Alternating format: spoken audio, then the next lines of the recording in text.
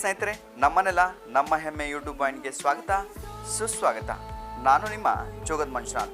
ಇವತ್ತಿನ ಸಂಚಿಕೆಯಲ್ಲಿ ಮೌರ್ಯ ಸಾಮ್ರಾಜ್ಯದ ದಕ್ಷಿಣ ರಾಜಧಾನಿ ಎಂದು ಗುರುತಿಸಲ್ಪಟ್ಟಂತ ಶ್ರೀ ಕ್ಷೇತ್ರ ಕನಕಗಿರಿಯ ಕನಕಾಚಲ ದೇಗುಲದ ಕುರಿತು ಸಮಗ್ರ ಚಿತ್ರಣವನ್ನು ತೆರಳಲಾಗುತ್ತದೆ.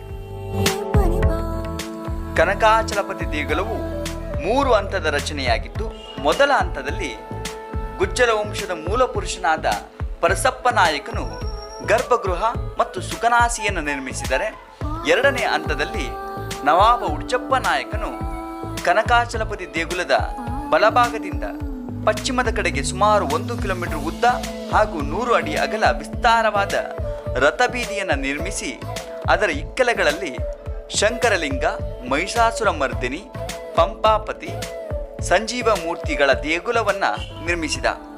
ನಂತರ 3ನೇ ಹಂತದಲ್ಲಿ ಕೆಲವಡಿ ಉಡ್ಚಪ್ಪ ನಾಯಕನು ವಿಶಾಲವಾದ ರಂಗಮಂಟಪವನ್ನು ಈ ದೇಗುಲಕ್ಕೆ ಸೇರಿಸಿ, ನಂತರ ಪ್ರಕಾರದ 3 ದ್ವಾರ ಗೋಪುರಗಳನ್ನು ನಿರ್ಮಿಸಿದ ಎಂಬುದು ಕೆಲವು ದಾಖಲೆಗಳಿಂದ ತಿಳಿದು ಬರುತ್ತದೆ. ಸ್ನೇಹಿತರೆ,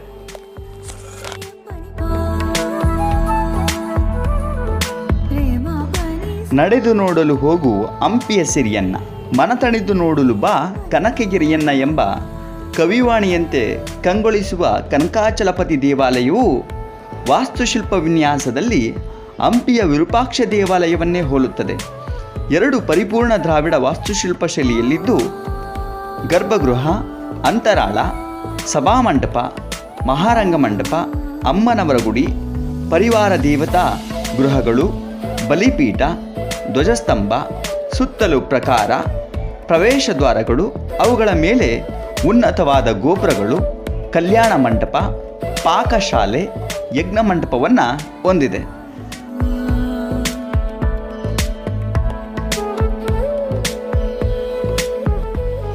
ತನ್ನ ವಿಶೇಷ ರಚನೆಯಿಂದ ನೋಡುಗರ ಕಣ್ಮನ ಸೆಳೆಯುವ ರಂಗಮಂಟಪವು 16 ವಿಶೇಷ ಸ್ತಂಭಗಳು, 18 ಸಾಮಾನ್ಯ ಸ್ತಂಭಗಳಿಂದ ನಿರ್ಮಾಣಗೊಂಡಿದೆ.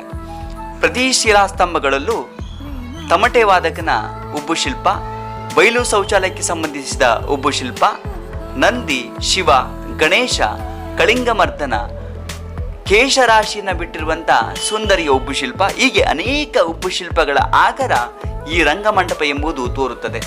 ಅದೇ ರೀತಿ ರಂಗಮಂಟಪದ ಮಧ್ಯಭಾಗವು ಗಾರೆ ಶಿಲ್ಪಗಳ ಆಗರವಾಗಿದ್ದು, ಶ್ರೀನಿವಾಸ ಕಲ್ಯಾಣ, ಗಿರಿಜಾ ಕಲ್ಯಾಣಕ್ಕೆ ಸಂಬಂಧಪಟ್ಟಂಥ ಅನೇಕ ಸಾಮೂಹಿಕ ಶಿಲ್ಪಗಳ ಸಮೂಹವನ್ನು ನಾವು ನೋಡ್ತೇವೆ. ಅದೇ ರೀತಿ ಚಾವಣಿಯು ಪುಷ್ಪ ಬೋಧಿಗೆಯಿಂದ ಅಲಂಕರಿಸಲ್ಪಟ್ಟಿರುವುದನ್ನು ಕೂಡ ನಾವು ಕಾಣ್ತೇವೆ. ಸ್ನೇಹಿತರೆ,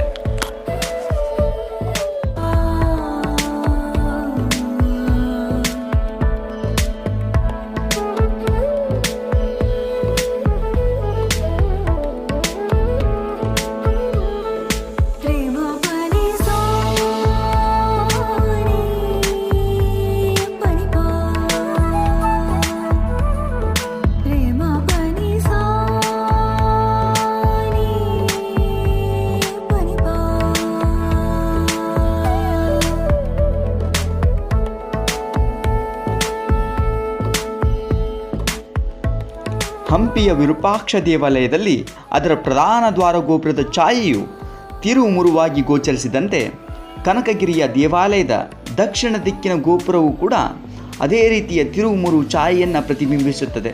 ಹೀಗೆ ಬಹುಮಟ್ಟಿಗೆ ಕನಕಾಚಲಪತಿ ದೇವಾಲಯವು ಹಂಪಿಯ ಪ್ರಧಾನ ದೇವಾಲಯಗಳ ವಾಸ್ತುಲಕ್ಷಣಗಳನ್ನು ಹೊಂದಿದೆ ಎಂಬುದು ಕೆಲವು ದಾಖಲೆಗಳಿಂದ ತಿಳಿದುಬರುತ್ತದೆ. ಕನಕಗಿರಿ ಮತ್ತು ಹಂಪಿಯ ಧಾರ್ಮಿಕ ಸಂಬಂಧವು ಕುತೂಹಲದಾಯಕವಾಗಿದೆ. ಹಂಪಿಯು ಶೈವ ಕ್ಷೇತ್ರವಾದರೆ ಕನಕಗಿರಿಯು ವೈಷ್ಣವ ಕ್ಷೇತ್ರ.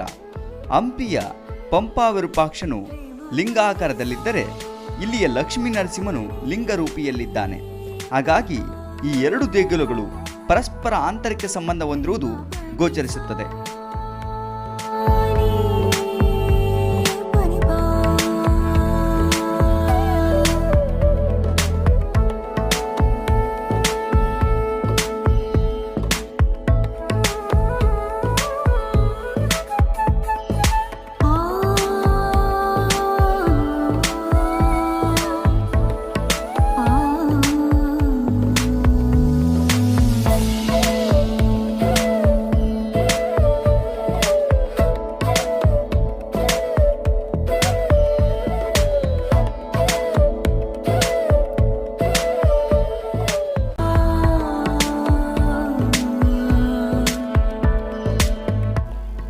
ಕನಕಾಚಲಪತಿ ದೇಗುಲದ ಹಿಂಭಾಗದಲ್ಲಿ ನಿಂತು ಪೂರ್ವಾಭಿಮುಖವಾಗಿ ಗಮನಿಸಿದಾಗ ಪಂಚಕಳಶಗಳ ದರ್ಶನವಾಗುತ್ತದೆ.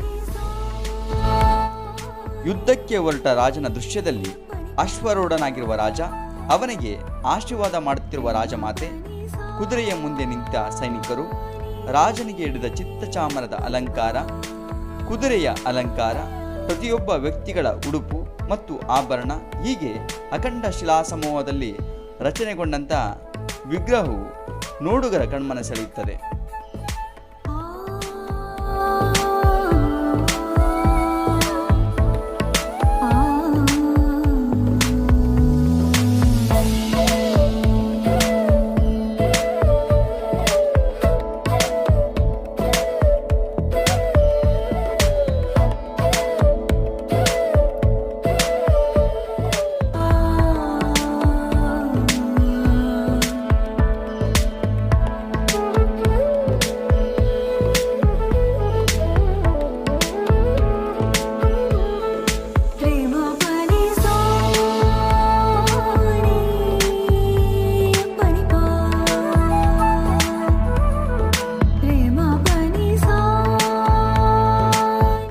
ಸೂರ್ಯ ದೇವಾಲಯದ ಮುಂದಿರುವ ನರಸಿಂಹತೀರ್ಥ ಎಂಬ ಪುಷ್ಕರಣಿಯು ರಾಜ ಕನಕಯ್ಯ ಉಡುಚ್ಚನಾಯಕನ ಅವಧಿಯಲ್ಲಿ ನಿರ್ಮಾಣವಾಯಿತು ಎಂಬುದು ಕೆಲ ದಾಖಲೆಗಳಿಂದ ತಿಳಿದುಬರುತ್ತದೆ.